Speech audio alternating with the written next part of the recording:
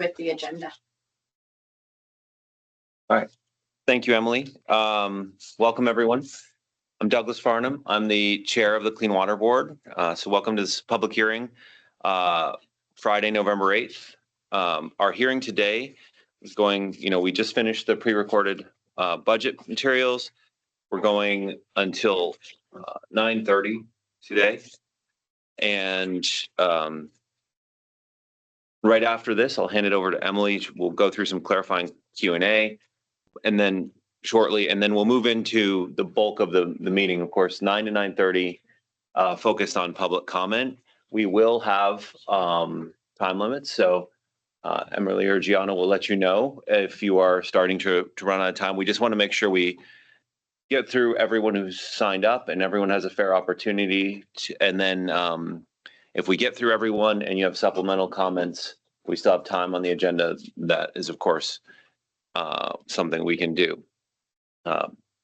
So that's pretty much it today. We're going to be moving into, for those interested, we are going to be moving into an extended board meeting afterwards, after a break, after the public hearing section.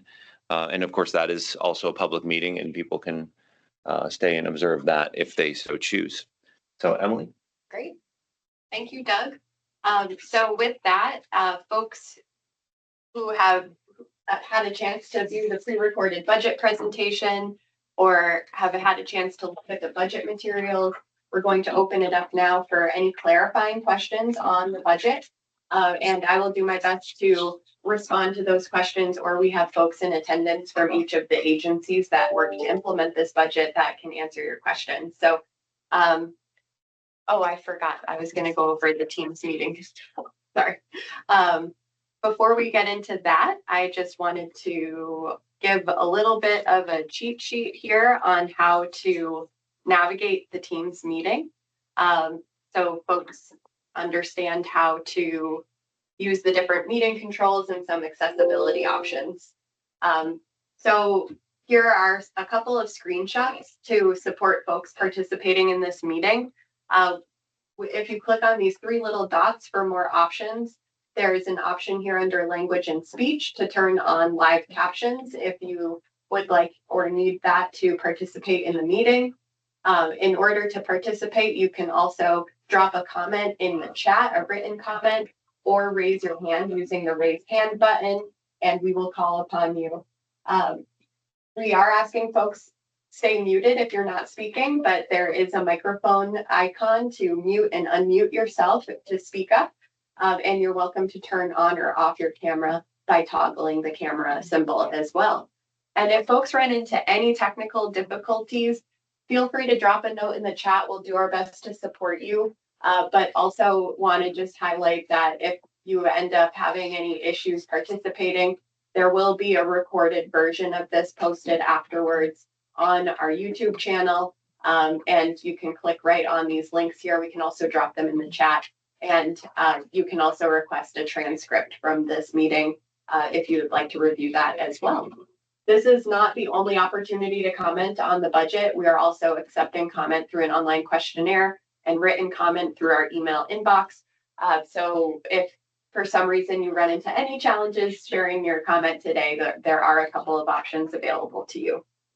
So thank you for bearing with me through the Teams controls, and we'll open it up now to any clarifying questions on the budget. This portion of the agenda is not public comment. It's more to make sure that everyone has an understanding of the budget before we move into the public comment portion of the agenda. So please feel free to raise your hand or drop a question in the chat and we will call upon you.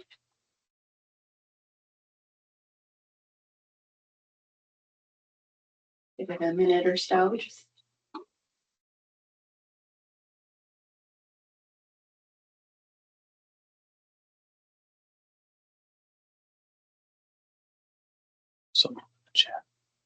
Chip has asked a clarifying question. Okay. Chip Sawyer asked, is it true that there is no funding for projects in MS4 communities in this fiscal year budget or the previous one? That is correct, Chip, because there are other funding available outside of the scope of this clean water budget. We have a significant amount of American Rescue Plan Act dollars that are currently available through a formula grant to MS4 communities. And those dollars can be expended through 2026. And MS4s are also eligible to access financing with some forgiveness in certain cases through the Clean Water State Revolving Fund. And we are also working on deploying some Lake Champlain Basin Program funding. We have $3 million that has not yet been allocated to support MS4s in meeting their regulatory requirements through the Lake Champlain Basin Program, and those dollars will be rolled out in the next few years as well. So when we build this budget, we try to account for other funding sources that are available when we allocate resources here. I hope that answered your question. Emily, Yep. could you remind everyone what an MS4 community my is? Apologies. Yes, municipal separate storm sewer system.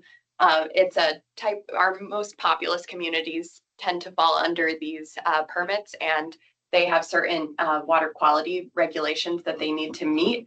And it addresses separate storm sewers. So places where they have storm sewers that are separate from their wastewater sewers, and they have a minimum set of control measures that they need to put in place as best housekeeping.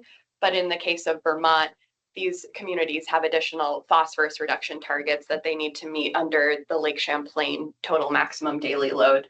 So they are operating under some phosphorus control plans as well as flow restoration plans to restore impaired waters in their area.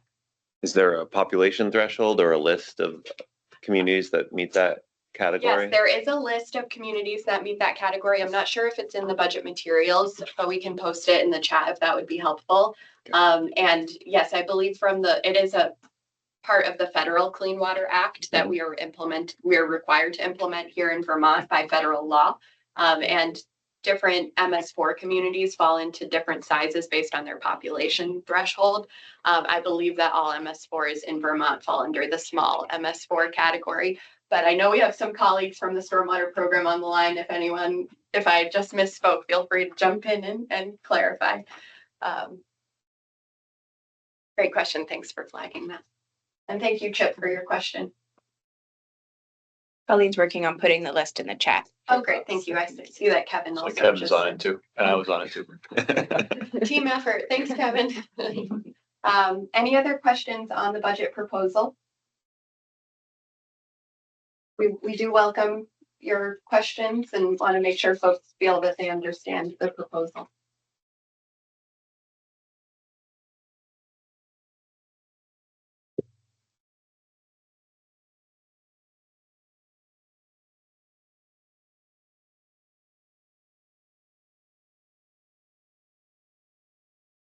Okay. Not seeing any other hands or questions in the chat. I suppose we can wrap up the question portion of the agenda and move on to our next agenda item, which is public comment.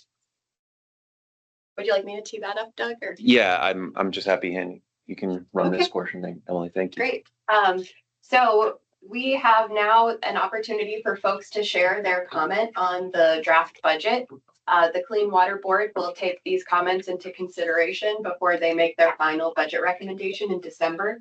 In addition to the public comment that's voiced today, as I mentioned earlier, we'll also be taking comment through an online questionnaire and through comment letters received via email. So we welcome folks to share their comments today. We did have an online RSVP form that was filled out ahead of time. So we have 8 folks who have signed up to comment ahead of time. We're going to call upon folks in the order in which their RSVP was received. And we are aiming for a 2-minute time limit for each commenter to make sure that we have enough time to get through everybody and leave a little bit of time for folks who might not have signed up ahead of time at the end. So we are going to set a timer for 2 minutes. We'll let you know when you hit the 2-minute mark to start wrapping up, and then we'll be asking folks to be fully wrapped up by 3 minutes. So we'll be keeping a timer, and apologies for any clunkiness or interruption by trying to keep time. So first on the list, we have. Emily, before we, Yep. sorry, we did actually get a late breaking question that's pretty foundational. Oh, so I great. think it'd be good to just address that question. Oh, yes. Thank you so much. We have a question in the chat from Maurice Dennis, thank you. What drives the TMDLs? Federal Clean Water Act? Yes, so TMDLs are total maximum daily loads. It is part of the Federal Clean Water Act, and all states in the United States are required to establish TMDLs when a water body is impaired and not meeting water quality standards. The TMDLs identify the level of the pollution that's causing the impairment that the water body can handle and still meet water quality standards, and establishes target pollution reductions to restore that water. And in Vermont, we have dozens of TMDLs of all different scales, but the priority TMDLs that we're working to implement as part of the clean water budget often address these larger scale, large basin nutrient TMDLs. So phosphorus for Lake Champlain, phosphorus for Lake Memphremagog, and nitrogen for the Connecticut River, which flows into Long Island Sound. But while we're working on implementing those TMDLs at that very large scale, there's also local water body benefits that come about by the practices that get put into place to reduce pollution. And there's some additional TMDL background resources. There are some additional background resources on TMDLs on the Clean Water Board webpage and in the story map. And I see that there, in terms of, I understand each water body has different thresholds, but how far off are we? We are, in the case of the Lake Champlain and Lake Memphremagog TMDLs for phosphorus, we're about a third of the way or a quarter of the way into our implementation timeframe for that. And we are about, based on our estimates, we are about 20% of the way, I believe, to meeting our water quality targets. But the progress there varies depending on how much we're able to capture, the tracking of the projects that are being put on the ground, and also the capacity of partners in the field. So we definitely still have a ways to go in meeting those targets, and these efforts take time. There is no silver bullet for meeting our phosphorus reductions. However, we are making a significant investment and have a lot of partners on the ground doing excellent work. So we have reason to be hopeful that we'll be able to achieve those targets over time. I would add, Emily, that, and luckily I have two tables in space, so Julie won't be able to kick me. But we did receive a letter from the EPA in the spring of this year saying, you know, we've done a good job of trying to meet our 5-year targets, and Vermont's working very well towards targets, but they are concerned that our pace and ramp up isn't sufficient to meet the 2037 targets. So, I mean, that just gives you a sense of, this is decades of effort. This is not something that would be done anytime soon. It's something we're going to have to continue to put energy, thoughtful investment, and time into for the next several decades in Vermont. And I think that's also part of the EPA's, the Clean Water Act, and the EPA's administration of it is trying to bend that curve over time, recognizing you can't clean up a lake like Lake Champlain or Lake Carmi. You can't do it in a single year. It takes decades to achieve that. It's really helpful to add. Thank you for the excellent questions. Great. And I see that Gianna and Kevin have put some additional resources in the chat. Greatly appreciate that. Thank you so much. With that, I think we'll move on to our public comment. Just to recap, we're aiming for 2 minutes per commenter. We'll set a timer to go off at 2 minutes and ask you to wrap up. And apologies for any awkward interruptions there. First on our list to comment is Dana Duran.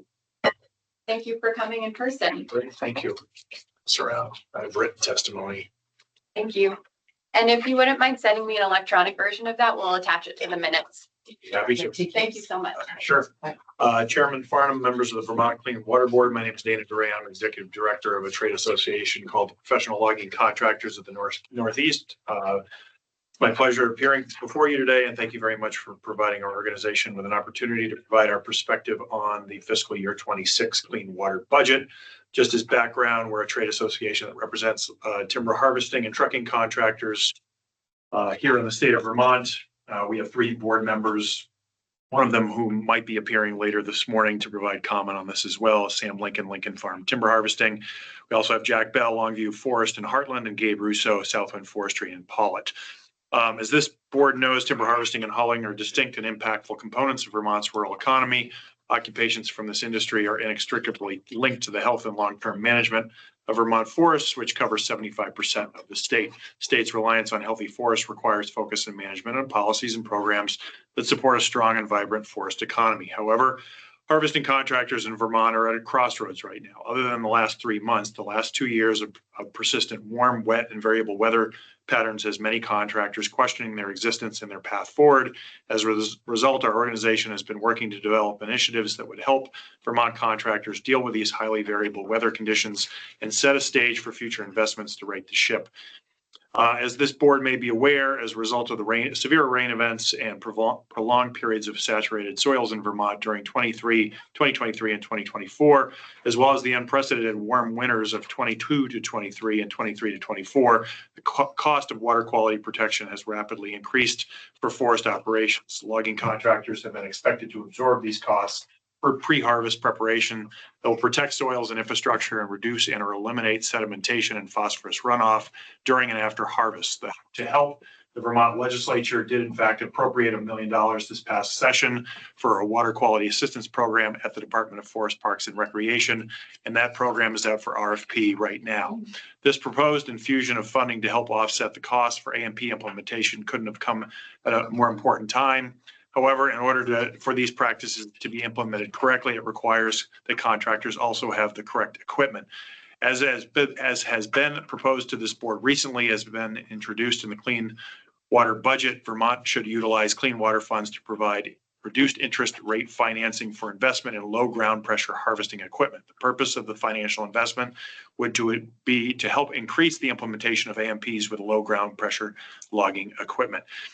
I'll summarize because I know I have limited time left. You have my written testimony. As Oliver Pearson, Director of Forests for VFPR, has demonstrated to the committee, there is a forestry direct link loan program in Maine that provides such an incentive for contractors. It allows contractors, up to 15 to 20 of them, to borrow equipment at reduced financing rates. We believe that Vermont should adopt a similar program. However, it should also have some changes that Maine's program has not made over the last 20 years, in effect, including providing a fixed interest rate so that when the prime rate is variable, it still provides a fixed interest opportunity for contractors. It should also allow contractors to move equipment potentially across state lines.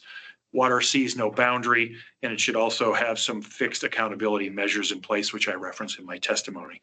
I'm happy to answer any questions. Last thing I'll add, I know the state of Vermont has purchased in the last year or so 4 steel bridges, 2 of them provided by the Clean Water Fund. 3 of 4 of those bridges have now been loaned out to municipalities in the state of Vermont and will not be provided for logging contractors. So we're hopeful that this board will also potentially consider a $100,000 grant for VFPR to provide 2 steel bridges that can be used by contractors. So with that, if you have any questions, happy to answer them. Appreciate the opportunity. Thank you for your comment. Are we allowed to clarify, like? Yes. Dana, just because the Skidder Bridge ask doesn't appear to be in your testimony. So I'm aware that we've loaned out all of our Skidder bridges as part of flood recovery at this point. So essentially you're asking to expand, for money to be set aside to expand the inventory to ensure there are Skidder bridges available to loggers in addition to what we've provided to municipalities for access. Correct. And I apologize, that's not in my testimony, but those bridges were intended for the use of contractors, and obviously there was a desperate need for municipalities to have those steel bridges. And so really, I think, the Clean Water Fund did provide funding for 2 of those 4, but one of the 2 is already set aside. Yeah. And so now we have contractors going into winter who desperately need those. And so I think it would be very beneficial to provide further funding to buy more bridges that actually are intended for the use that they were originally intended for. Thank you. I appreciate that. Yeah. Okay.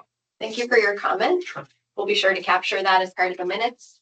Next on our list to comment is Ernie Engelhardt, here in the room with us as well. Thank you. Thank you. I'm Ernie Engelhardt. I'm on the board of directors of the Lake Carmel Campers Association.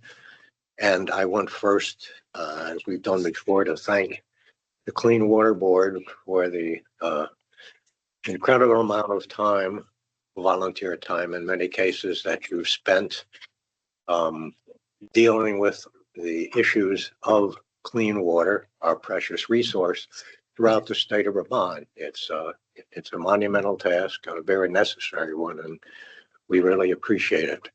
I just wanted to give an update as we understand it on the Lake Carmel alum treatment, that the funding for the alum treatment is pretty much secured. So, and we really appreciate the amount of effort that went into that. Our hope now is that as soon as possible, we can begin the removal of the aeration, aerators and piping in Lake Carmel, hopefully this fall, so that next spring we can begin the get the alum treatment underway. Thanks again. Much appreciated. Next up, we have John Hutchins. I just did a quick scan of the attendee list, and I don't believe that they are in attendance. Yep. So we'll move on to our next. We have Claire Ireland signed up to comment. I'm also not sure that Claire was able to make it. Okay. Chip Sawyer. I believe Chip is here. Hey, Chip. Hi, everybody. Thank you to Chair Farnham and the board for this opportunity. City of St. Albans is an MS4 community, and that was just explained for everyone. And I just like to say that I think we're going to need more financial resources than what we've heard about in order for the MS4 general permit to be successful. Just a little bit of context is, the MS4 permit is an example of the rules changing on municipalities. We had storm systems in a historic community, in some cases 100 years old, and suddenly we were given requirements to reduce our storm flow and to increase our nutrient removal capacity within an existing built-out community. We're 2 square miles. We're historic. A shovelful of dirt in the city of St. Albans under DEC rules needs to go to a landfill. We're a brownfield. And we, under our MS4 permit, we are tasked with retrofitting our community to provide new stormwater treatment in an existing stormwater system. It's going to be really expensive, and it's a daunting task, not only being able to find the available land, but the projects in our community are much more expensive than in other communities. We do not have new subdivisions over the past 2 decades that have stormwater permits and systems that we can improve. We have to start from scratch. And quite frankly, when it comes to competitive loans and grants, our projects are not competitive. They are too expensive. And this is a municipal-based permit. So we are on our own in our 2 square mile municipality to figure out how to do this. And we've taken on the task. We created a new stormwater utility. We're charging new fees to our property owners. And we really appreciate the $500,000 we got from the ARPA funding. That will be used up as half of a project that we're going to build next year that will accomplish 3% of our flow reduction goals and 10% of our phosphorus goals. And there's a lot more to do. The biggest project that we could locate is a brownfield. It will be very expensive. The second biggest project, we could only find space outside the city for it to happen. And it's also going to compete with DEC floodplain restoration goals. So I cannot express how complicated it's going to be to accomplish what we're being required to accomplish. The way the system's set up and the funding we received, we will not be successful. I predict, and we can be fined and sued and subject to court orders and consent decrees, but the fact of the matter is a municipality cannot finance a project unless the voters will approve that bond. And they're not going to approve going into debt when the city's not receiving enough financial support from other sources. So I think it would be good to see more financial resources coming on the way. And the SRF funding is good, but SRFs are loans. We could really use grants and block funding because, like I said, our projects are typically not competitive when compared to other stormwater projects from newer MS4 communities with more space. Thank you. Thank you for your comment, Chip. Thank you for being here. Any follow-up questions from the board? I have one question for Chip. I think I probably know the answer to this, but I want to ask the question anyway. With the current amount of work you have to do to come into compliance, is it possible for St. Albans to be building any new housing right now? Or do you have to come into full compliance before you can add any housing units in your footprint? We can add housing units, and as you know, large projects need to get their own stormwater permits, so they don't make things worse. Although, you know, it's hard to build in St. Albans and subject properties to increased stormwater requirements because they don't have enough room. And if you want to build a higher density of housing and more affordably, then stormwater can become a problem. So it makes sense that the community under the MS4 model takes on that stormwater treatment obligation. So then then development can occur in the city, and we already have the stormwater system in place. We just find the places where we can treat it before it gets to the waterways. The issue is that it's really expensive to do in a community like ours. Thank you. Thank you. Thank you. Okay, thank you. Next on the list is Pete Benevento. And I believe Pete is on the Teams meeting. Yes, I am, and thank you very much for the opportunity to speak once again. I'm Pete Benevento. I'm president of the Lake Carmine Campus Association. I just want to reiterate Ernie's comment, Ernie Engelshardt's comment, and thank you very much for all your help in our project to have a full alum treatment to Lake Carmine. The permitting for that alum treatment has begun. As well as the fact that the contract to remove the aeration equipment, which must be done before the alum treatment can be performed, that's been awarded, and both of those projects would not have happened without the help from the Clean Water Board. We also continue to work diligently in the watershed. We have a very active tactical basin plan that has many projects to do to protect this investment that's going to be made in the lake with the alum treatment. And we need your continued help and support in the future, again, in order to complete those projects. So hopefully we look forward to working with you in the future, and thank you so much for caring for Lake Carmine. Thank you, Pete. Thanks for being here. Okay, next on the list is Pat Susie. Swazi, my apologies. Oh, yes, Pat. Hi, sorry about that. Thank you. Thanks. I'm Pat Swazi. I'm president of the Federation of Vermont Lakes and Ponds. We are a statewide coalition of volunteer lake associations, and our mission is the preservation and protection of Vermont's lakes and ponds. So I have just a couple of topics I want to highlight. These are sort of, higher level topics. I'm not getting into the nitty gritty of exactly, what's going on in the budget, but hopefully bringing to your attention. The first one is we're becoming more and more alarmed really, at the rising chloride levels in our waterways. And we're hoping to see more projects funded that will reduce the use of road salt in the state, and also figure out ways to reduce those levels in our waterways. So that's becoming a really important issue, and something that I hope, I'd like to bring to the attention of this board.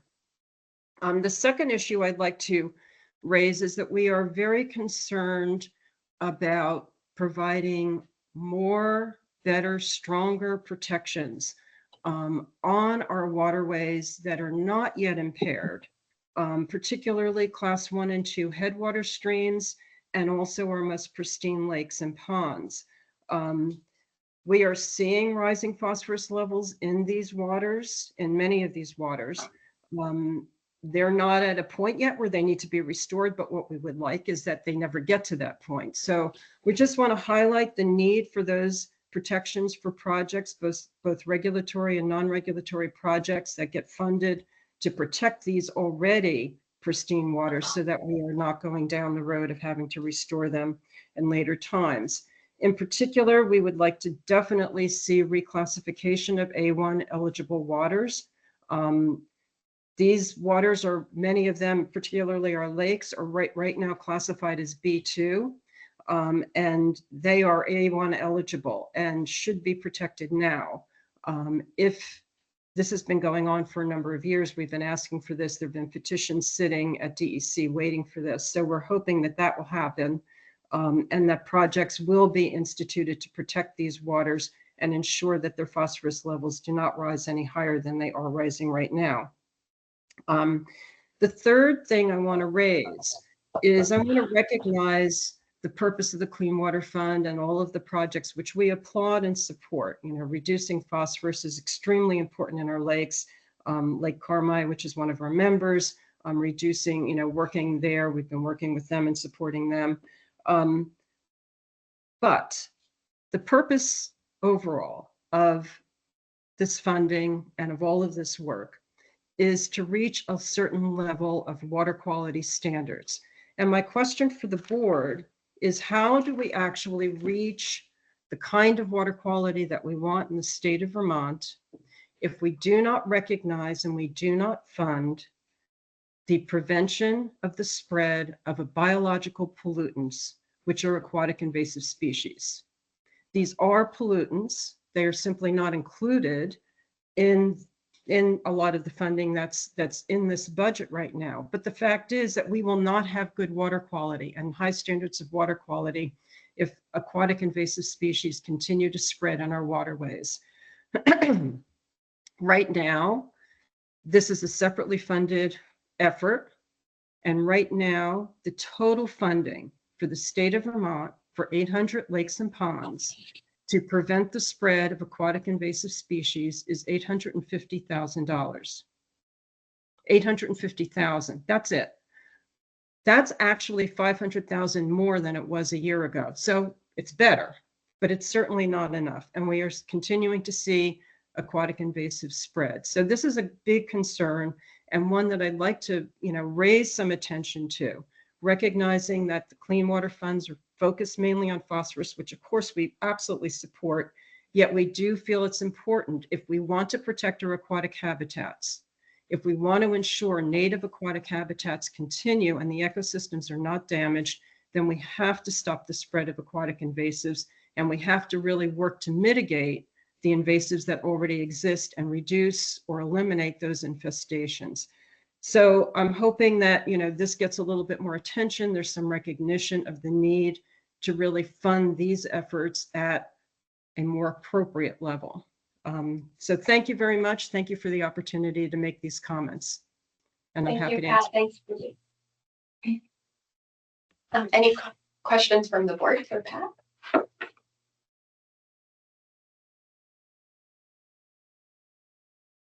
Thank you. The last person we have signed up to comment ahead of time is Zach Porter. Zach is on the Teams meeting. And then we can open it up. We'll have plenty of time to take additional comment if other folks would like to. Hi, Zach. Good morning. Yeah, can you see and hear me okay? Yes, sounds good. Okay, great. I really appreciate the chance to visit with you all this morning. Thank you for holding the hearing. Thanks for the great work that DEC does on clean water protection in Vermont. And thank you for holding a virtual meeting this morning. Montpelier, where I live, has no school today, so I really appreciate the chance to join you from home. And I wanted to just start by quickly introducing myself. I'm Zach Porter. I'm the Executive Director of Standing Trees. We work to protect public lands across the 6-state New England region. As I just mentioned, I'm based here in Montpelier, not far from where all of you are sitting. And want to zero in on what I just said about public lands. Standing Trees is a relatively new organization. I'm sure many of you in the room are familiar with it. However, I think what's not understood about the organization is that we are not a anti-logging organization. We're working to change the way that we manage public lands to benefit, for example, clean water, flood risk reduction, species viability, et cetera. And my comments today are specific to public land management and more broadly to policies related to clean water. And so I just want to put that out there front and center because I don't know a Vermonter who doesn't use wood products, myself included. And my comments today are not about the importance of having a wood product economy. My comments are focused on making sure that forest management is benefiting clean water as much as possible, especially in public lands. So with that said, I wanted to just begin by sharing some information with you all that I think will benefit the conversation here. I am, after watching the presentation, the great presentation that you all gave, I'm concerned about the fact that I see clean water going towards projects that will contribute to water quality issues through logging operations. And I want to make sure that we're using those clean water dollars wisely. There was a study done in just recent history by the University of Maine, FB Environmental Associates, and the Horsley Wooden Group, looking at the water supply reservoir for Lewiston, Maine, or Auburn, Maine. And they found that even with proper forest management, timber harvesting can still increase runoff volume after a storm, which can increase the delivery of total phosphorus and dissolved organic carbon to a lake. Removing trees decreases canopy interception and evapotranspiration, and thus temporarily increases water yield. The potential for sediment delivery to streams is a long-term concern for nearly all harvesting activities and roads or skid trails, regardless of their use or age. There's also the risk of fuel or hydraulic fluid contamination. In summary, timber harvesting is not a strategy for water supply protection that reduces contamination risk, but rather constitutes an additional and perhaps unnecessary risk to the water supply. So I read that and because I want to make sure that we are all, thinking clearly about what it's going to take to get clean water from our landscape. And just recently, the state of Vermont invested Clean Water State Revolving Loan Fund dollars in an amazing place, the Hunger Mountain Headwaters. I'm thrilled that the state acquired that parcel. I'm really concerned that the state went ahead and upgraded a logging road in that parcel before the recent Worcester Range Management Plan was completed, and that we are now proposing hundreds of acres of timber harvest in the area that was purchased with Clean Water Fund dollars.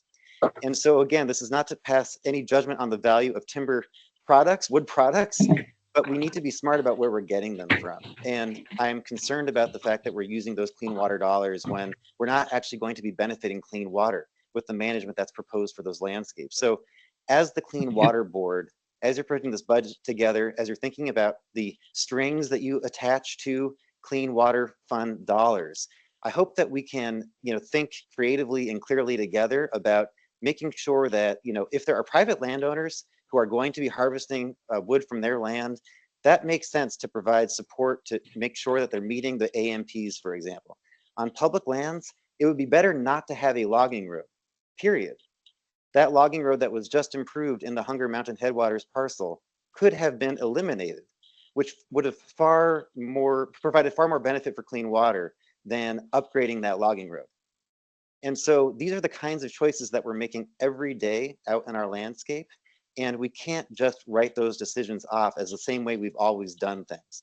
We have to take a new creative look at the landscape to get to the clean water goals that we have because of the TMDL, the flooding that we're experiencing increasingly. So just last comment here is that the Massachusetts climate-oriented forest management guidelines that came out this last year, the Watershed Management Division of Mass DCR found that active forest management is not necessary to maintain an abundant and clean water supply. And in fact, I think, like I just said in this study that came out, it's detrimental to a clean water supply. So I'll stop there. I look forward to the conversation that we might have here today and into the future about this. And I hope we can make wise decisions about these precious few dollars that we have for clean water. So thank you again for the chance to comment today. Thank you for your comment, Zach. That is the end of the list of folks who have signed up to comment. Claire just joined. Oh, Claire just joined. Hi, Claire. Sorry to put you on the spot Morning. right as you joined. No, that's quite all right. I apologize for joining late. No problem. Thanks for being here. Of course. Well, thank you for this opportunity to weigh in on the budget. My name's Claire Ireland. I'm here with the Vermont Association of Conservation Districts, and I just had a few comments. One very specific comment was a request that we increase the amount that is budgeted for the tactical basin planning grants. These are really foundational grants under the clean water funding, as they serve as a base for all of or many of the non-regulatory projects that happen. It's a sort of start to a project pipeline, um, and planning work around clean water work here in the state. We found that the amount budgeted under these grants it's been in high demand, and we feel right now that the conservation districts could do a lot more under this funding source. So we're requesting an increase to that line item. And we would also just like to thank the board for continued support of the enhancement grants. We also feel like those are a very important funding source that fill a gap here in the state. And just thank you for your continued support. Thank you, Claire. Thanks for sharing your comment with the board. Okay, so I believe that concludes the list of folks who signed up ahead of time to comment, but if anybody else who's in attendance wishes to share their comment with the board, please feel free to raise your hand, and we'll call upon you.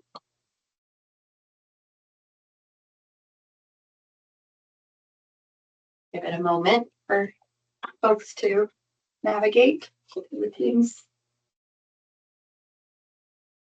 Here.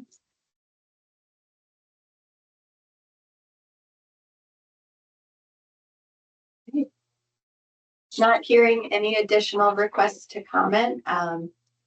Just wanted to share a quick wrap up on the public hearing portion of things.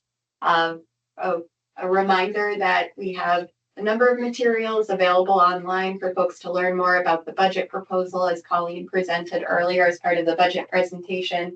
And between now and November 17th, we will continue to accept public comment.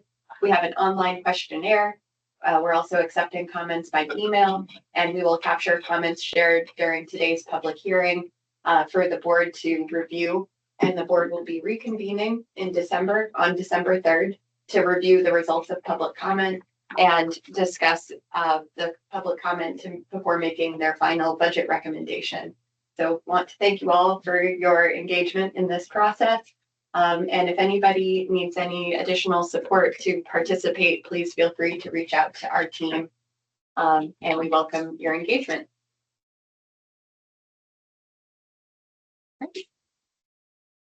Oh, and one last thing. We realize that many of the folks in attendance today are part of their own community groups, stakeholder groups, and if you wouldn't mind helping us to continue to get the word out about this public comment period, we welcome your support in getting the word out and sharing that opportunity. So thank you very much. Anything else you would like to add before we wrap up this part of the meeting, Doug? I think we're doing well on the schedule. We have a lot to talk about in the next section, so I'd like to conclude the public hearing and convene the extended hearing at 9:30. Sounds good. Take a 5-minute break and we'll keep the Teams meeting going. But I'll just mute things while we're taking a quick break. Thank you, everybody.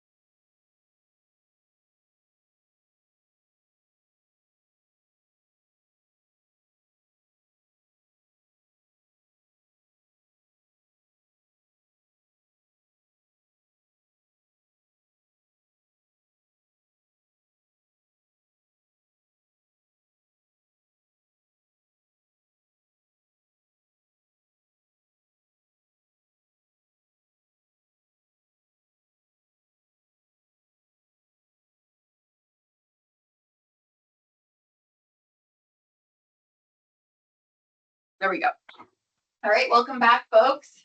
We're going to go ahead and continue our agenda. I'll turn it over to Chair Farnham. All right, I think we have enough online members on the screen now to proceed. There we go. All right, so quick review. In our last meeting, October 11th, anyone can go back to see those minutes at this point. But we primarily reviewed the budget proposal for FY26. There was interest in learning more about the financing concept for stormwater and forestry regulatory compliance. So that's a big portion of the agenda today. There was also interest in how we approach, shouldn't have used that word, how we approach interest earnings within the fund. So we will talk a little bit about that, but we are working on some concepts for the board to consider. There was a lot of ground to try to cover in an hour. So we will kind of continue to have that on the radar, set the stage today, but have some more space to talk about that in the December meeting.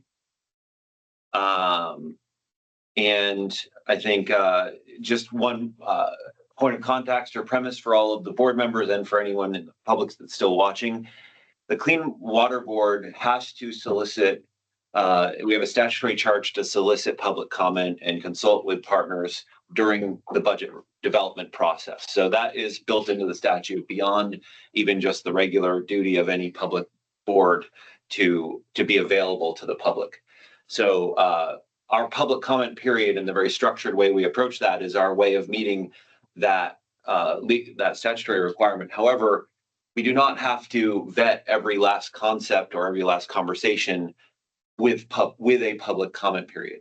So we won't be restarting any public comment periods as we move through the year. There have been times in the past where, based on circumstances, we reopen our discussion and we as a board adjust our budget recommendation to the governor based on the facts at that point in time. We don't restart a public comment period, but we of course have that deliberation in a public meeting, make sure everything is complying with public, with the laws in that area of access of the public to our materials and to our meetings. So we have that public comment period. It is open through the 17th. Mm-hmm. Yes. But it won't be restarted. It won't be, but I do think we will try to be transparent about any areas where the board does decide to go in a significantly different direction than what was available during public comment. We will try to draw attention to that in our materials so that people know, hey, this is what was available during the comment period. These were the additional decisions that were made, and have a chance to respond to that. And then also for the board meeting, we'll make sure that the board hears public comment on the agenda before they make their final action. Yep. Just to clarify that, so folks can feel comfortable about that opportunity to weigh in one last time. Right. I think the purpose of this meeting today is more information gathering, discussion, but it is primarily not a decision-making meeting, and most of the decisions are still being reserved for that December meeting after the public comment period is closed and after the board has a chance to be presented with the sum total of public comments. We also, Emily and I talked about public comments received out of cycle. So things that we received before and after that public comment period. And we do think it makes sense to continue the board's practice of rolling those comments into the annual public comment consideration process so that we're not ad hoc addressing comments. And we have them all in one place when we're really looking at making that final budget recommendation. Emily, there was a comment just asking if you could move your laptop a bit because it's Got it. I think Did I just flattened it, so hopefully that's good, Bob. Okay, great. Thank you. Thanks, Oliver. Yeah, so when we put together the public comment for the board to review in December, we're going to go through all of the board meetings that happened in this calendar year and pull any written comment that was submitted and attached to those meetings. So that includes, Jim, you raised a question about responding to Mr. Waterhouse's comment after the last board meeting. So we'll be sure to roll that into the package and provide response in that format. Thank you. All right. I think we're ready to move on to the next section. Do you want to do your own screen share? Sure. Okay. Yeah. Thanks, Gianna. All right. And I need to move this. So hi, everyone. We received some questions on the financing concept that was proposed at the last meeting as one way to use some of the one-time clean water funding. So we're going to try to address what we can today to support any further dialogue. I'm screen sharing something that starts on page 6 of the meeting materials for you all, but I just have highlighted in teal some high-level talking points that you will not have in your materials. So to start off with what will be the goals of the financing program, it's really focused on two sets of regulations, the Stormwater General Permit 39050, or a specific part of it called, affectionately called the 3-acre permit, or as well as the acceptable management practices for water quality on logging jobs. So the 3-acre permit requires sites of 3 or more acres of impervious or hard surfaces to manage the stormwater that falls onto that land. And so at a very least, it would require these sites to do an engineering feasibility analysis and submit paperwork and a notice of intent to secure a stormwater permit from the stormwater program. And it might also come along with some construction costs if that site needs to upgrade or install stormwater controls to better manage that stormwater. And then the acceptable management practices have recommendations and requirements for logging jobs. And this may at times come with the requirement to purchase low impact logging equipment for certain forestry companies. So the overall goal of the financing program is really to help make the costs that come with this, these upfront costs that sites may not have cash access to, or logging industry may not have cash access to lower the cost of accessing that cash or capital so that they can design, permit, install the required stormwater controls, or purchase the required low impact logging equipment. Another goal of this and why it's designed as a financing program is to help it be a bit more self-sustaining over time as loans get paid back, and in the long term, hopefully alleviate demand on the clean water budget for regulatory work, so more of that funding is available for higher tier priorities that are non-regulatory that might need additional cost share or additional incentive. So who would the financing program serve? These two audiences. The 3-acre site requirements currently apply to almost 800 sites and several thousand landowners of those sites. They're very diverse: municipalities, community organizations, nonprofits, residential homeowners. So they really range in their comfort level with accessing or borrowing capital, as well as their comfort and familiarity with large-scale structural investments. And then on the logging side, there's roughly 18 master logger certified companies that could benefit from this financing structure, saving them dollars in those tight cash flow years to support clean water compliance. There was a question on what are the financing program mechanics. So currently the Agency of Natural Resources is focused on exploring what's called a linked deposit structure as a way to pilot this financing program. So I'm going to briefly jump down to what is in your materials, page 13, and in mine, page 8. So I find this diagram somewhat helpful for folks that at a glance want to understand what is a linked deposit. There are many different diverse ways that a linked deposit could work, a lot of different financing terms, but at the very basics of it in this diagram, the orange is the state entity, the green is a lending institution, a bank, a financial partner, and then the gray with the raindrops would be the regulated entity. And so at a high level, the state is taking some money and depositing it in with our financial partner, our bank, as well as helping promote this opportunity out to the regulated entities, telling them, hey, go to that bank, there's some money there for you. The hitch of this, or the cool thing that makes this work, is that the state is accepting a lower than market rate on return of that deposit. So for example, if the state puts this money into a certificate of deposit and the market rate is 3%, they'll accept through negotiations with the bank maybe 2% or 1% return on that investment.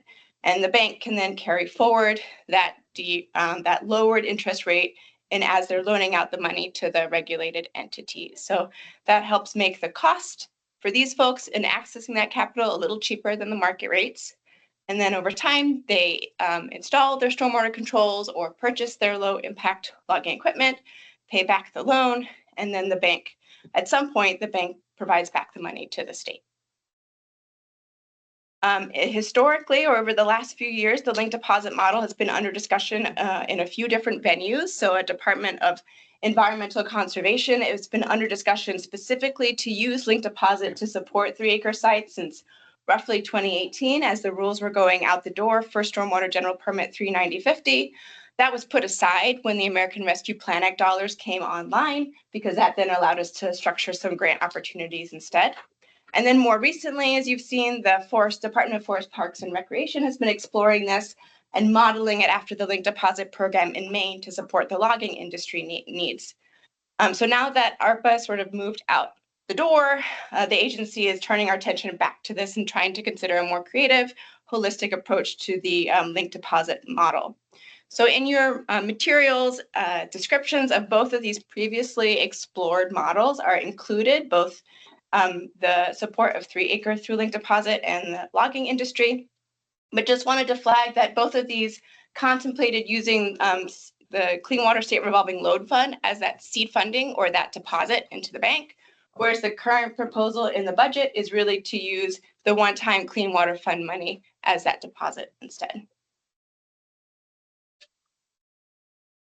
There were lots of great questions about more details about the financing program. And I think just to leave you with, there's a lot that would need to be explored during program design stage pending spending authority approval. So examples of some of these questions is how it serves in complement to the revolving loan fund, affordability considerations, target loan recipients. All of this needs to be designed in conversations with the stakeholders and lending institutions and potential loan recipients as well. So unfortunately, we can't provide more answers in this realm, but certainly recognize there's more to be discussed and designed in the future. And the rest of this document provides some more insight into how to read the budget and the budget narrative to hopefully get a sense of where this information is actually tucked into the decision-making materials. Thank you. Thanks for that overview, Gianna. I think I see that Jim has his hand raised. Chair Farnham, how would you like to go about this? I think our hope was to report out on the financing strategy and report out on interest income and then open it up for discussion. Would you like to take questions now or hold until? Yeah, Jim, we can start with you when we move into the discussion portion. That's fine. Thanks, Jim. Okay, thank you, Gianna. All right. Nick, you're up next. Okay, thanks, Emily. So, good morning, everybody.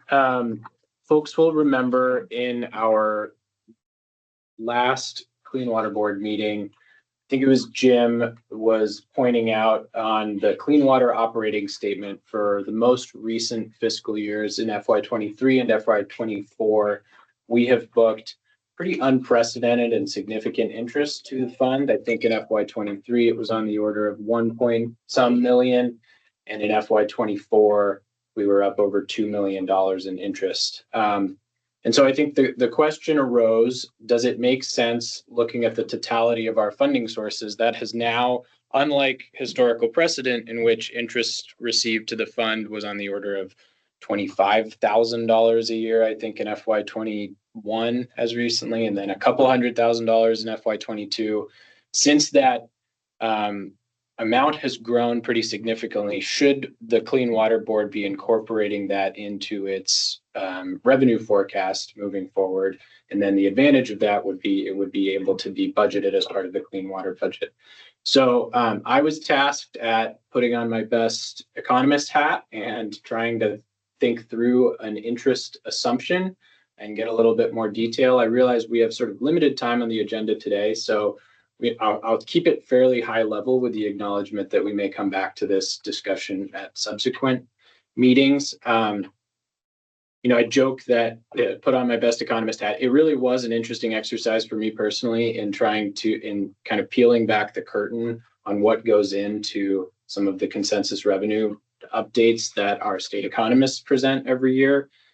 I think it's fair to say, and this is no professional shot fired at anybody, but that there's a pretty high degree of uncertainty when it comes to things like interest rates. There's basically two variables that determine the amount of interest received to a fund.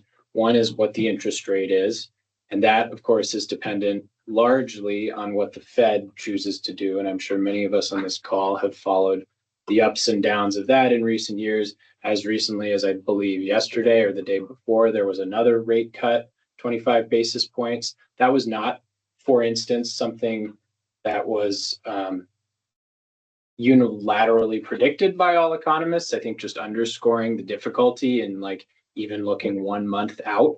So generally, what economists do when they're thinking about interest rates, and anybody else who has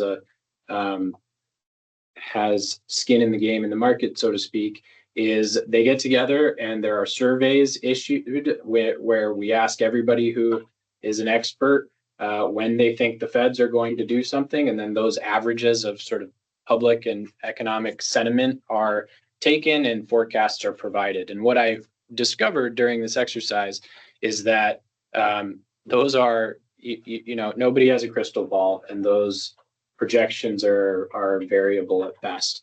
So that's kind of one caveat. The other variable that I won't get into too much detail, but that really can influence a fund, the actual interest received, is what the fund balance happens to be in a fund.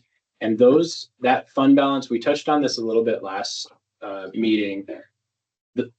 The fund balance can be fairly mercurial in special funds in particular, based on programmatic cash flows. So when the clean water revenue is actually received into the fund, the regular revenues, obviously that fund balance ticks up. And then as programs are affecting the appropriations that are part of the budget, those funds go out the door. And so as that fund balance goes up or goes down, depending on the timing of revenue received and actual expenditures, the actual cash balance in the fund can be very variable. And the cash balance is what determines the amount of interest received. So just for context, the Clean Water Fund being kind of a $25-ish million a year budget, I was interested to see if there's any other precedent across the state finances and special funds. It's a pretty unprecedented thing to be booking interest as part of a budget. Again, because historically interest has been a pretty insignificant revenue source to most special funds, but it turns out we don't explicitly do that for any other special fund that we manage. And so, okay, that is what it is. The Clean Water Fund is kind of its own special thing, though, right? A pretty robust special fund. There's this public process. So I was curious to see if there's any kind of comparable funds that I could compare to, just to see, are the interest amounts that the Clean Water Fund has gained in recent years at all comparable, on track, kind of what's going on in across the rest of state government. And the main one that I found is something called the Cash Fund for Capital Investments, which is a recent addition to our portfolio that provides an alternative funding source for the capital bill. And I think that's where I'll stop with details about that fund. But the major point is that is also a very significant tens of millions, if not cumulatively hundreds of millions of dollars flow through that fund in terms just on an operating statement basis.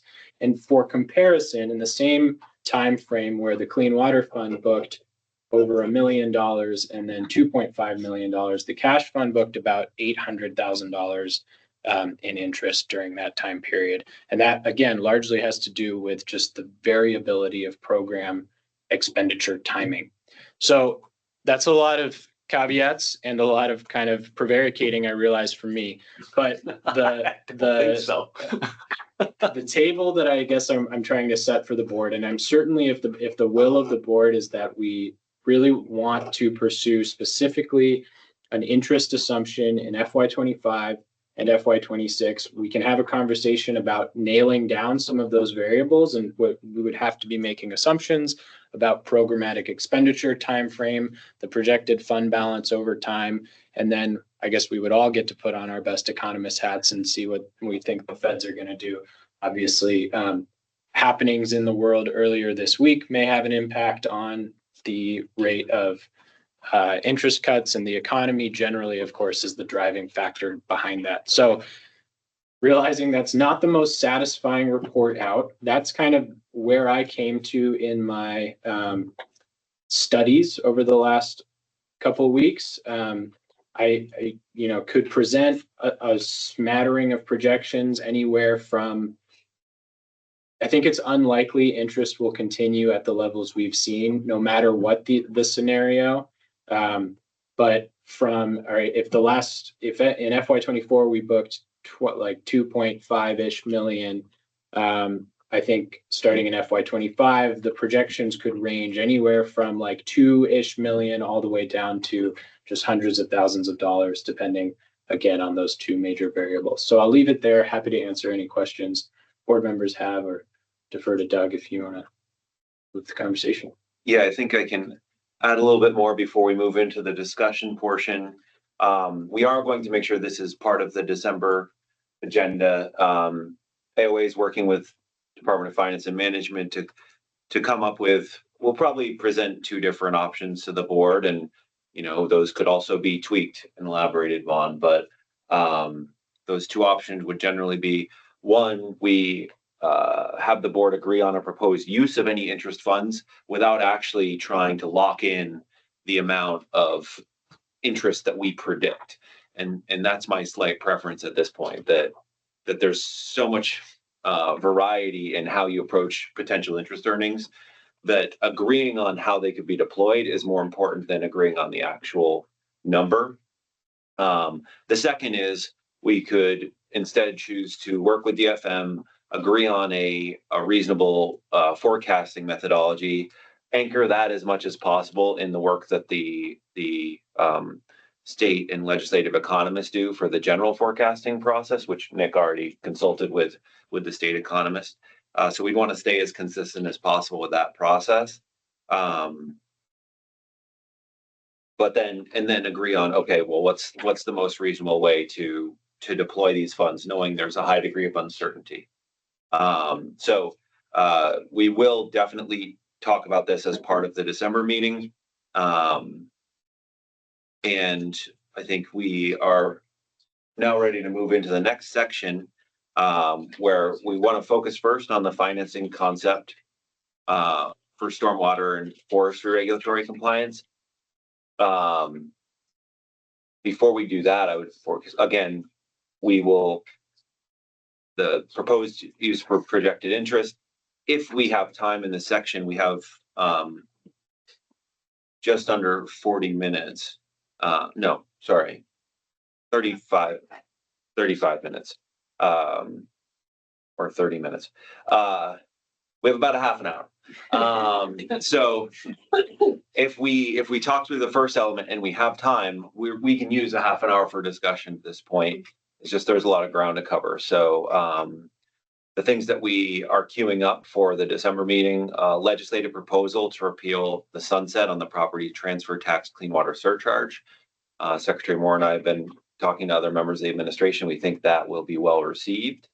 In December, talking about guiding principles for clean water budget cost share, with the role of and I think that would include like the role of the board in kind of guiding the investments, not just approving dollar amounts, but guiding the nature and type of those investments.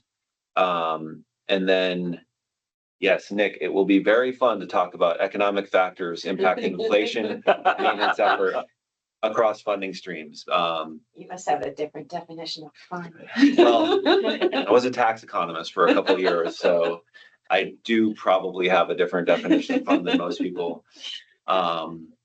And I'd be happy to talk to anyone about the impact of tariffs, particularly on a major producer like China, and how those would have on our programmatic inflation. But I doubt many people would take me up on that offer. Oh, that one sounds very interesting, as a matter of fact. So yeah, let's start off with the financing concept for stormwater. And Jim, you were holding your comment. I appreciate your patience. So my initial question is, has there been any discussion with the treasurer's office, who's responsible for taking care of the state of Vermont funds? On this particular financing concept? I think Jim froze. In another bank, the treasurer has to report out on all funds for the comprehensive annual financial report. So I guess a preliminary discussion with the treasurer's office for their thoughts, I think would go a long way.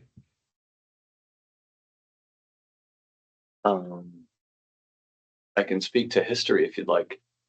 Yeah. So good morning, Jim. So Neil Kamen, Director, Water Investment Division. I don't believe that this particular usage has been discussed with our current treasurer, but I know when we made legislative changes back in 2017, 2018, to open the door to this type of thing for the state revolving loan fund, those conversations did definitely happen with Treasurer Pierce at the time. So, I would say just in more general context, the state has many revolving loan fund concepts, many investment related concepts, and I don't think it's a normal matter, of course, for like the administration to consult with the treasurer on the construction of those projects, because we have financial expertise as well, and they're generally structured as this is a use of funds.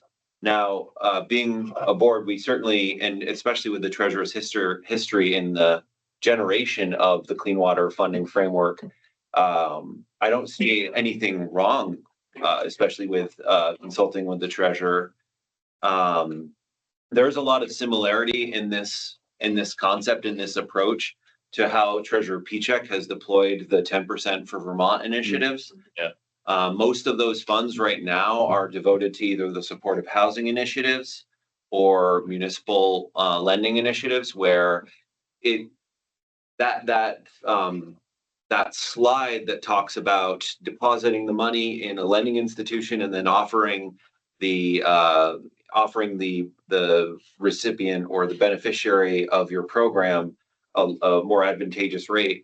That is exactly what we have chosen to do with the treasurer for municipalities for flood recovery.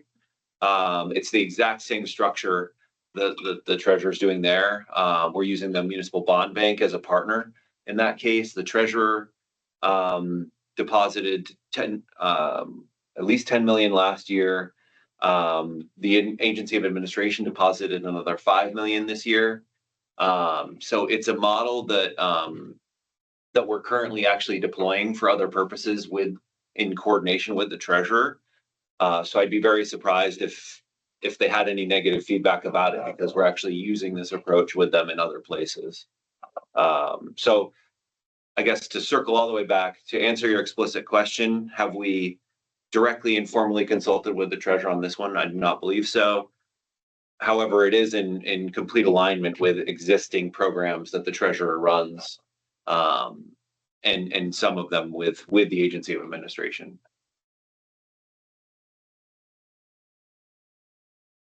I have a question too, and apologize that I stepped out to take a call exactly when Gianna was talking about all this.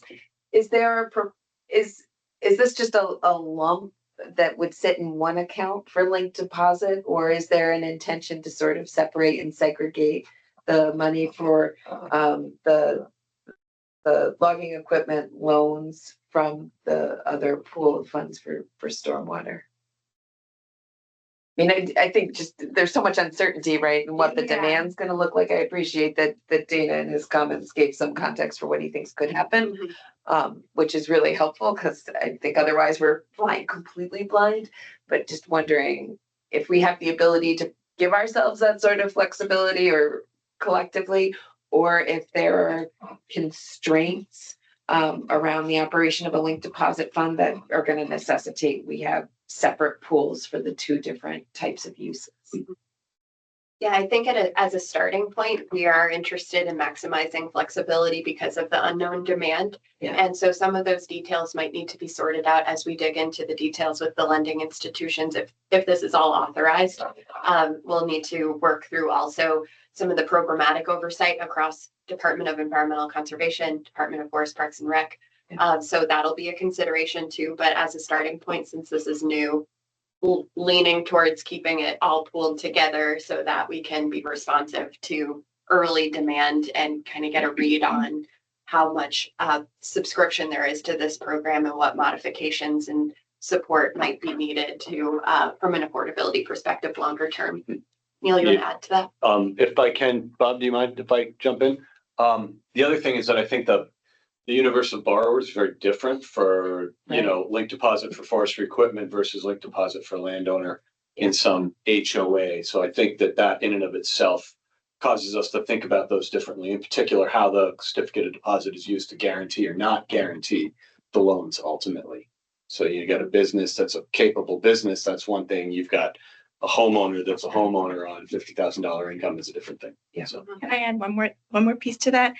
There is an awkwardness to the budget that we have created one guardrail across tier 2 and tier 3, recognizing that tier 3 is to support private developed lands, and the 3-acre sites that are subject to the 3-acre permit requirements kind of fall across both of those spectrums. And so how the board decides to allocate those funds to those different audiences is sort of one guardrail that's sort of set in the budgeting process for consideration by the board.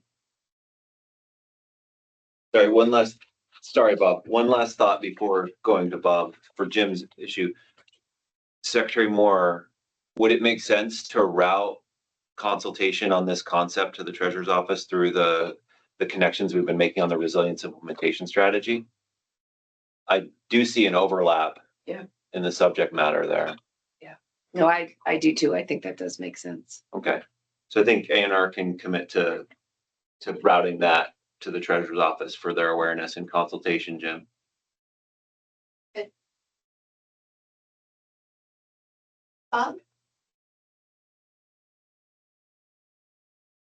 Yep. I didn't know if Jim was going to jump in on that or not before I say whatever I'm saying. I was going to jump in on a Neil comment. I was pointed to the Maine as sort of mimicking what Maine did. The deposits are not guarantee of the loan. In the Maine program, the loans stand separate. The bank is on the hook for the loan. The certificate of deposits basically give the bank more earning potential.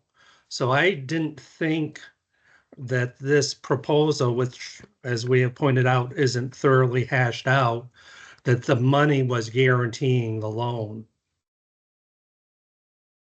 Yeah, right, Jim, absolutely. That's very much what I meant by sort of thinking about the distinction between who the borrowers are for 3-acre versus who the borrowers might be for forestry equipment, right? So it makes perfect sense in Maine. You've got, you know, large scale logging contractors certified, they know what they're doing, they have a business model.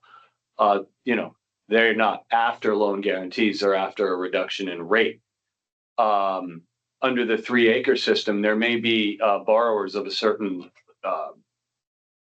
certain income class that may, you know, for which a bank may require some form of a guarantee, but that might take the form of that CD sitting in there for a particular period of time.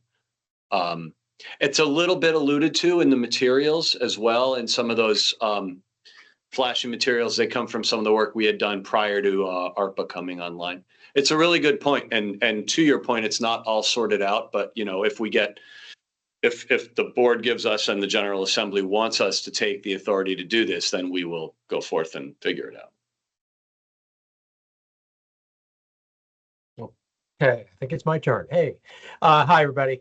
So I'm focused on the commercial property owners that are going to have to deal with this, and understanding it's an investment. It's a compliance investment. It doesn't add value to the property. There's no return on investment. So taking on debt's a bit of a bummer. So therefore, the debt needs to be as creative as possible to help incentivize compliance. So, and I know we're not there yet. I think it's just very high level, but has there been any discussions with the Bankers Association to get a temperature check on the receptivity of banks to this concept for loans to commercial owners? And part 2 of that is, any discussions, could VEDA play a role in this? I'm not sure per their statute this is an applicable use, but I throw it out there. Thanks. Yeah, great. Thank you, Bob. So to your first question about has there been engagement with bankers? So back again, we're rewinding in time back to 2018. Yes. Kind of we did this pitch, we had set aside and remained to have carved away $1 or $2 million of state revolving loan fund that we could deposit into a linked deposit system at any time. So, we shopped it around, and of course back then the interest rates were way lower. And now we're in a slightly different, I think, right?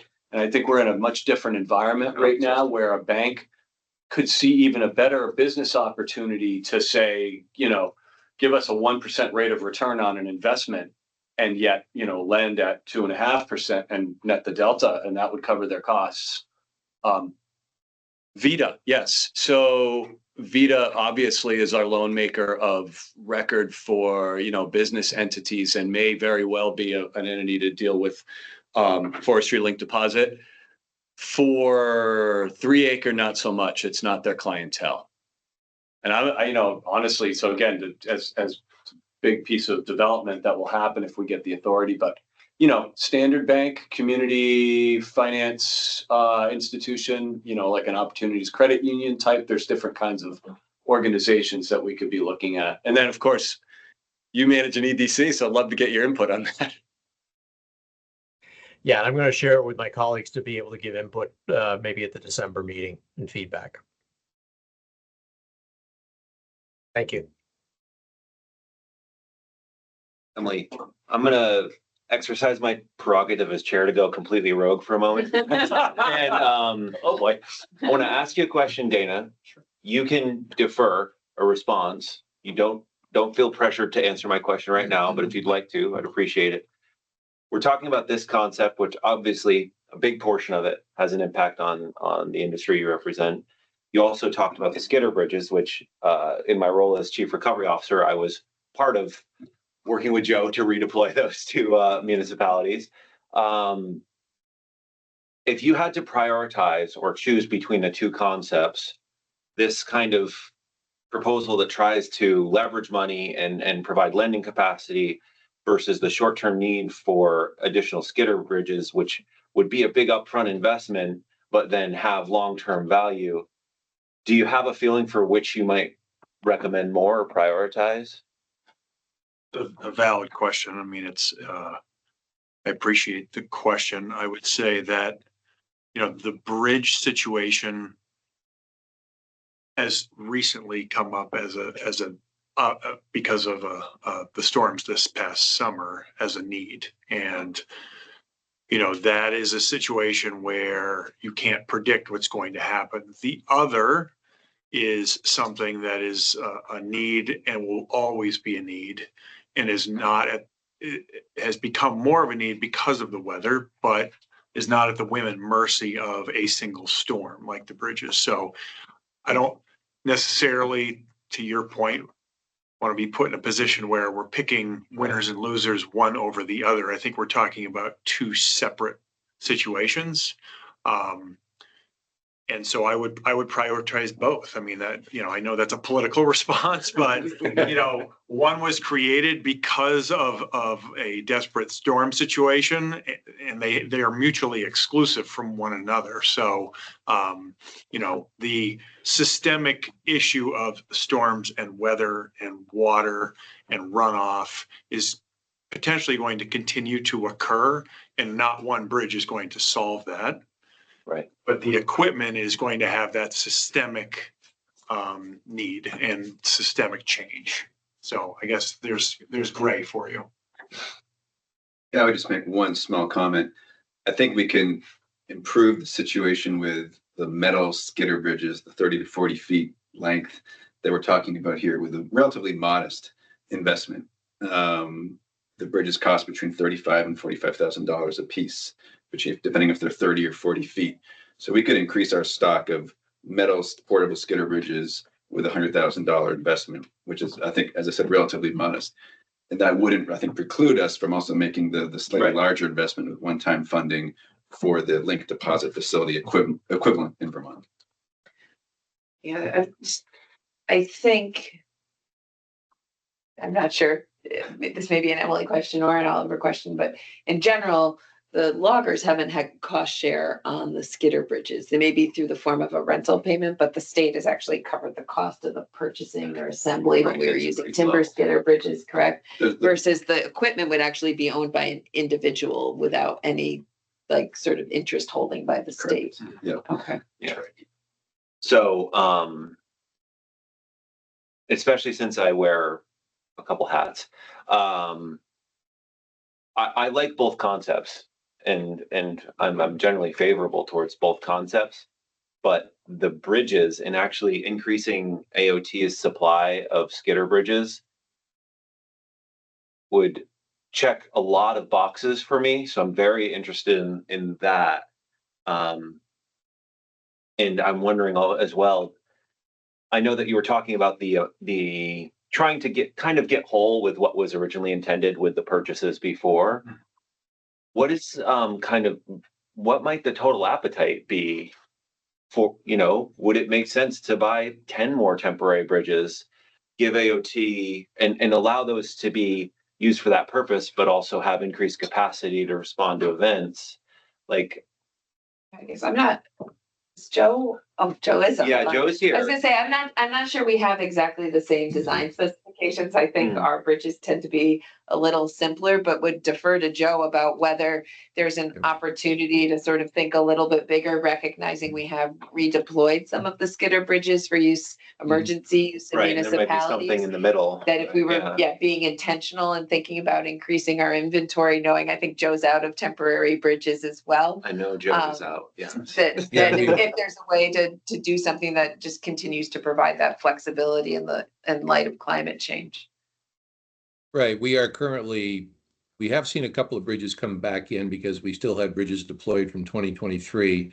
But I mean, we are asking right now, actually, through BAA for some consideration on bridge purchasing. We typically buy them. So I think what we put forward was something in the order of like 150 feet. So we don't get just one bridge at 30 feet and one bridge at 40 feet. What we buy are components that are like Legos, and then we can deploy them with a certain number of sections to meet the need.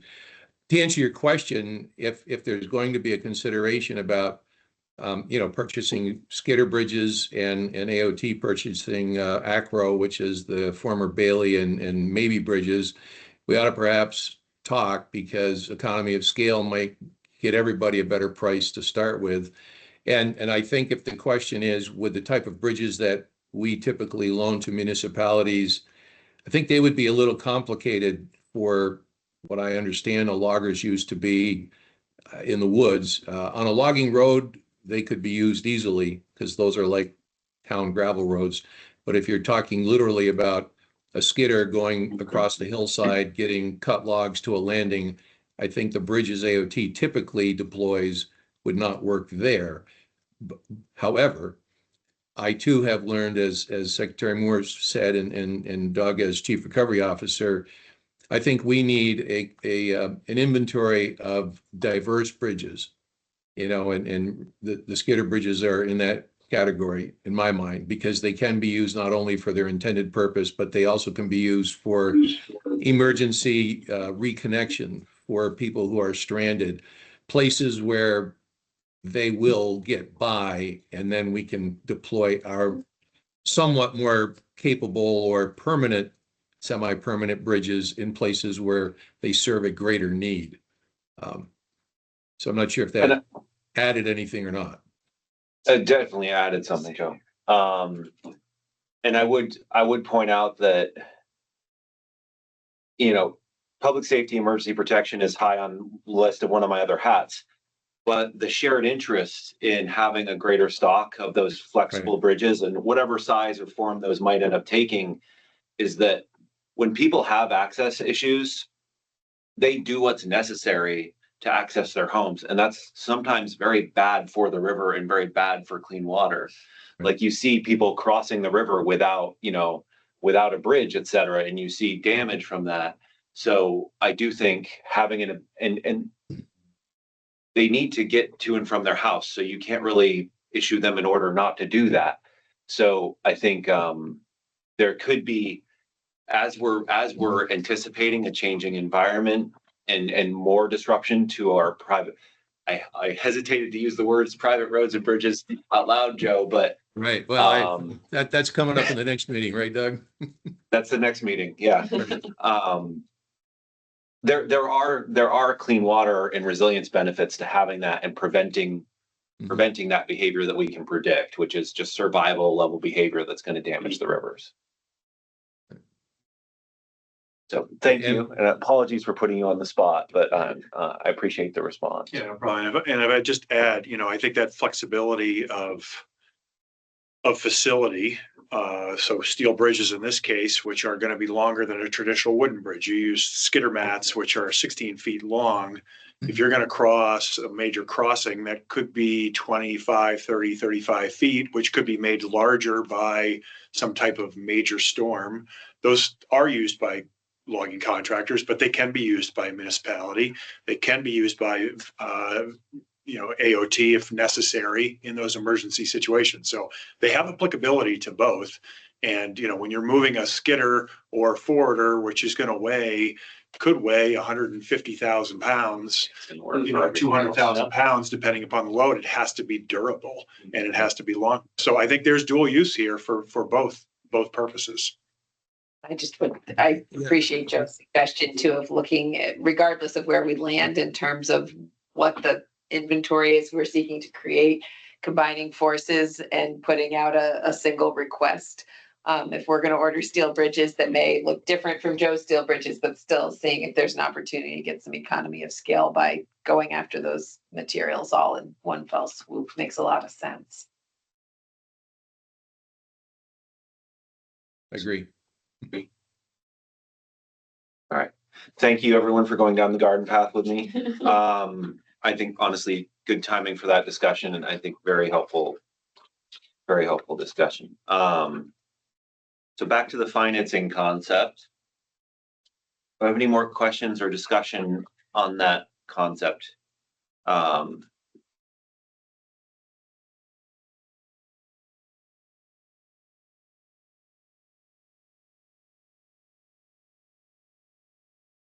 would just put my personal opinion with program design. I think this is all extremely helpful to understand the discussion and understand the design as it evolves.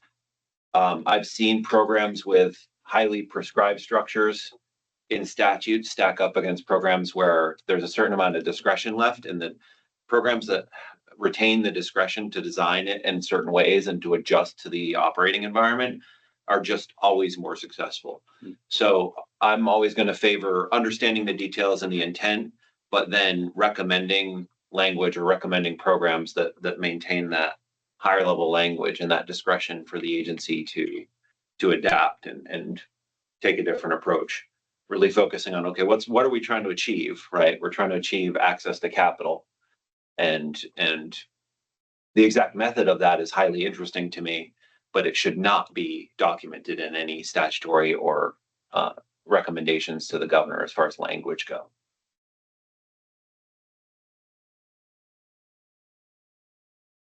Right.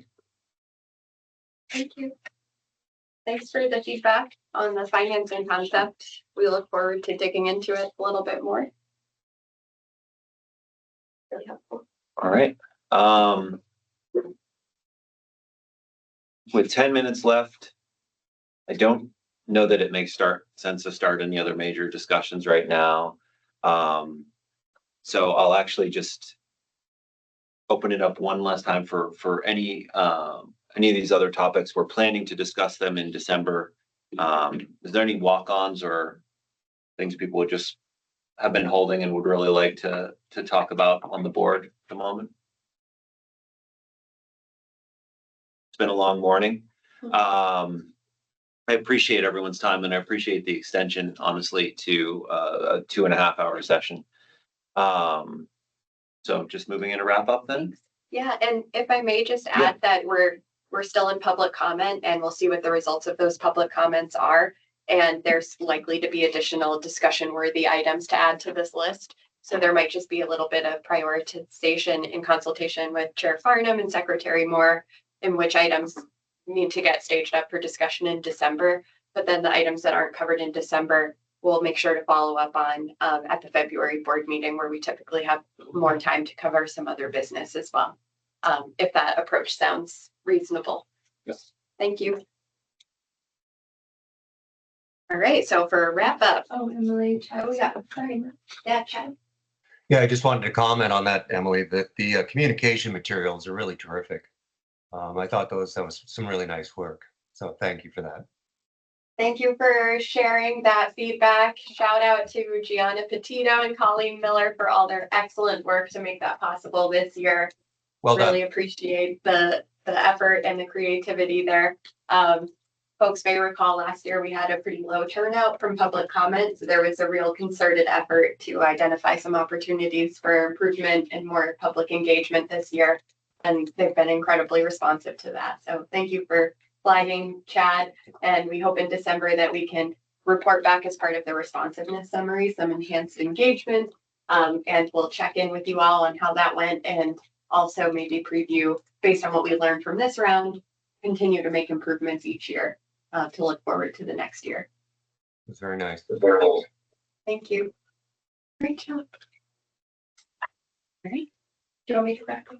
Yeah. Okay, great. So just to wrap up and summarize next steps, the public comment period is happening October 18th through November 17th. And really encourage folks to weigh in. There's a few ways to participate that we've gone over, completing the online questionnaire, submitting written comments to our email, and attending today's public hearing. So we'll be sure to capture a comment that was shared today as part of the responsiveness summary for the board to review in December.